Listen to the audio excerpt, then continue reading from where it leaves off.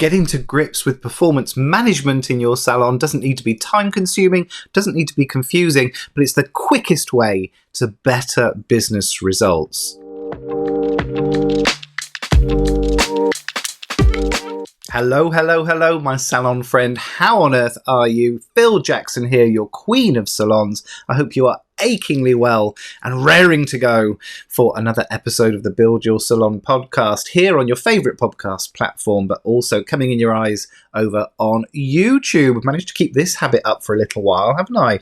I didn't think I was going to be able to commit to a weekly video, but so far so good. I'm finding ways of repurposing content, which is of course quite the thing these days, isn't it? Quite a trend in our industry. Using a little bit of software, by the way, and I don't get anything. There's no affiliate link or anything, so I'm not even going to link to it in the show notes, but using a piece of software called repurpose.io. Should you feel the need to repurpose your own content, basically what it does is helps me chop up my YouTube video into little snippets that I can pop over on Instagram. Check it out. I think it's money well spent myself. Anyway, I have an apology for you first of all, darlings. Did a podcast about 3 weeks ago where I alluded to the fact that I had put together a podcast previously about performance management and one-to-ones. And I said this was something we need to take seriously, but I wasn't going to go into lots of detail because there was an episode already. Well, I lied. Somebody has sent me an email and said that they couldn't find the podcast episode. And I went through the archive, and it's getting to be quite a big archive now. It's got to be said. Fair few episodes out there. And we're attracting over 7 listeners a week now, Poppets. But there wasn't an episode at all. I must have been tripping. So here it is today, one-to-ones, performance management and your team. And this is something that most salon owners don't do enough of. If they do it, they kind of dread it, and certainly they make a dog's dinner of it. My God, you're spending bloody hours on these one-to-one meetings. So I'm going to show you today how we can carry out a one-to-one meeting with our team members in under 10 minutes. So in my own salon business, I couldn't take hours and hours because we had a team at one stage of 21 people. I'd have been spending 21 hours a week just doing one-to-ones, which is insane. So I managed to get my one-to-ones down to about 10 minutes. So I book out 15 minutes in their column. We would always be done in 10 or less. So how did I manage that? Well, essentially, there is a simple 3-part structure on how we carry out a one-to-one or performance management meeting. And this is the same format, though the timescales might be a bit different. This is the same format whether it's an annual appraisal or a mid-year review or a weekly performance management meeting. And the format is this. First, this is what you achieved over the last period. So in a weekly one-to-one, we're looking at last week's performance. In a monthly, we're looking at last month. In an annual appraisal, this is what you achieved last year. So obviously, depending on the timescale, that's going to take a certain amount of time. But in a weekly one-to-one performance management meeting, that should be less than a minute, reflecting on what they did last time.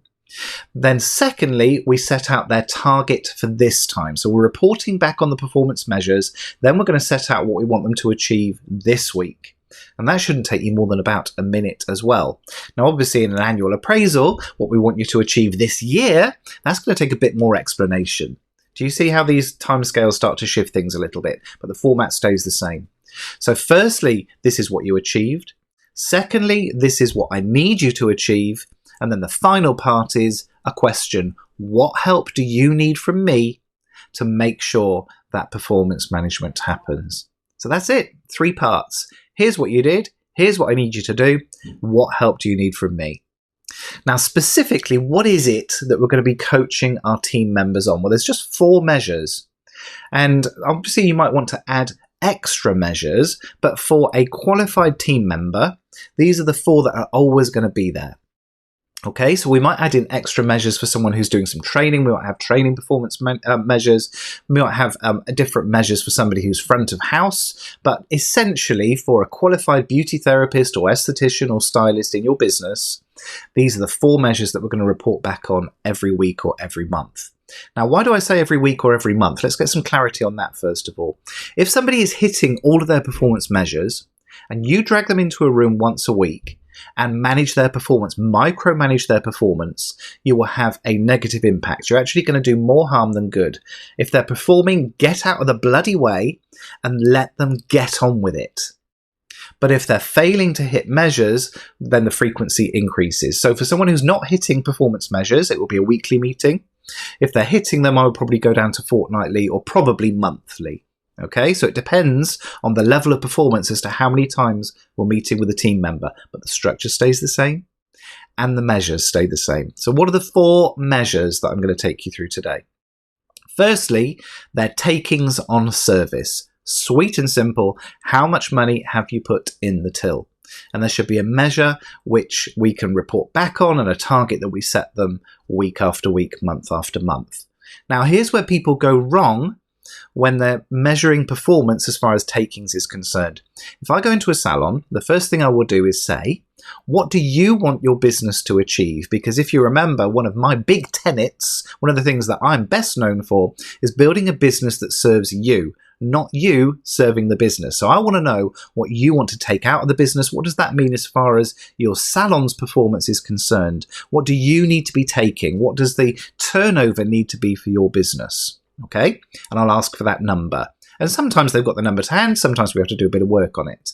Then I'll ask them what the targets are for each individual team member. And guess what?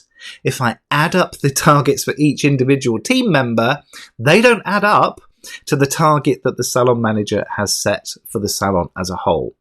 So the target doesn't come from their commission target. It doesn't come from last week's performance. It comes from what you need them to achieve in order for you to hit your salon goals. So get that clarity on what you want first of all. Then we break it down into each team member, and that's the target that they get. My God, I'm on a roll with this one, aren't I, Poppets? Sorry if I'm ranting again. Gosh, that's a few episodes in a row. I seem to be turning to a stroppy old cow. I think it's the heat. I haven't slept terribly well. Second measure is retail. Now, you've got a choice here. You can either measure retail in terms of the number of dollars or pounds or euros that are going into your till, or you can measure it in the number of retail products sold. I prefer the number of retail products sold. I think it's easier for a beauty therapist or a stylist to visualize what you're asking them to do. If I bring you into a room and say, I want you to sell 25 products, you know what that looks like. If I bring you into a room and ask you to sell £500 worth of retail, you've got to do some head scratching and figure out how that's going to work. So let's reduce the barriers, measure it in units. There is an exception though, and this is particularly true if you're a beauty therapist, because sometimes there is a huge difference, a huge variance in the prices of the different products that you're selling. So if you've got very cheap products and very expensive products, sometimes measuring things in the number of units sold isn't the most appropriate. Because you could have 2 beauty therapists sat next to you.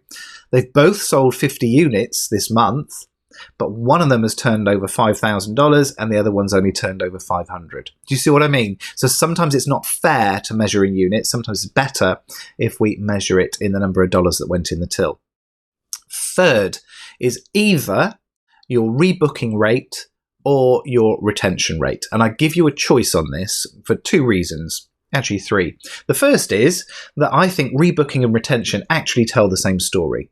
If your rebooking rate is high, your retention is probably going to be high as well. Secondly, most salon software does one of these reports really well, and the other one is an absolute car crash. Okay, so I find I'm a nerd, I'm a geek, I'm somebody who loves a bit of technology, but I am also very aware that sometimes salon software doesn't make things terribly easy. And I know that retention reports are notoriously difficult almost across the board. I'm starting to see some improvements. Well done, Forrest, by the way. I've looked at your new retention report and I have to say I'm terribly impressed. It's about time we got to grips with this. But usually retention reports are hugely confusing. So if you've got the choice, normally I go for rebooking. But the third reason that I give you the choice and actually prefer rebooking is it depends how quickly you want to see the impact. And I prefer rebooking because if I ask you to improve your retention, it can take weeks or even months before we start to see an improvement. If I ask you to improve your rebooking rate, I can see tomorrow whether you've made more of an effort than you did today. So we can have an impact on rebooking much more quickly. But ultimately, go for the one that you can get the report most easily. Go for the one that you think fits in with what you want the bigger picture of your salon to look like. And the final measure is one that lots of people neglect actually as a performance measure, but the final one is utilization. So how much of that therapist or stylist column was actually booked up with paying customers? And the reason we have that alongside our takings is it gives a more rounded picture of what's going on. Let me give you a very extreme example. We could have somebody who we decide they're not very busy, they're not making very much money. We're going to stand outside our salons and we're going to hand out a voucher for a facial for £1. Okay, normal price £100. Today only, facials are £1. Now on paper at the end of the day, it might be if we only looked at their takings, it looks like they've done nothing. It looks like they've done no money at all. They might have £10 sat in the till. But when we look at the utilization, they might have been 100% utilized. So by looking at their takings and also their utilization, we get a more rounded picture, which also takes into account any promotional activity that you might be doing. The other reason, and in fact, the reason I started looking at utilization is because sometimes the way that your salon software takes care of courses means that all of the money is accounted for up front. So it might be that there's no money coming in the till, but they're taking, number 3, number 4, number 5, number 6 on a course of 6 treatments. So they're not actually taking any money into the till, but the stylist or beauty therapist is actually quite heavily utilized. So that gives us quite a rounded picture. So those are the 4 measures. Now, the key to keeping this a 10-minute meeting, you might say, well, 4 measures, that's going to take me a couple of minutes each, plus the bit that we've got to do at the beginning, plus the help they need from us. We can't get that done in 10 minutes. Here's the secret sauce, my darlings. Here's the little bit that Uncle Phil came up with all by himself, I'm telling you. We only coach on 1 measure at a time. So we report back on all 4 measures, but ideally we will be asking the beauty therapist or the stylist, which one do you want to work on first? So let's say they're struggling to perform properly in terms of retail and rebooking and utilization. If there's one that's going to save their job, of course we work on that one first. But all other things being equal, I would say these are the 4 results that we had over the last week. These are the 3 that need work. Which one do you want to focus on this week? And then when we start to see some improvement in that measure, then we can move on to another one. So that's how we get it done in only 10 minutes, because we're only actually coaching on 1 measure per week. I hope that's been useful to you. If it has, please reach out and let me know. Also, if you've got 2 minutes to leave me a little review, that will be awesome. Don't forget to subscribe or follow or whatever it's called on the platform you're listening. If there's a subject you would like me to cover in a future episode, phil@buildyoursalon.com. I would love to hear from you. I love hearing from salon owners and managers around the world, because we've got listeners in all sorts of strange places. Also, don't forget, one of these episodes per month is going to turn into a Q&A. So if there's something going on in your business that you would like your Uncle Phil's help with, of course, I would love to sprinkle a little bit of camp nonsense, but hopefully some business knowledge across what's going on in your business. Just 7 short days until I'm coming in your eyes and ears again. Until then, take care.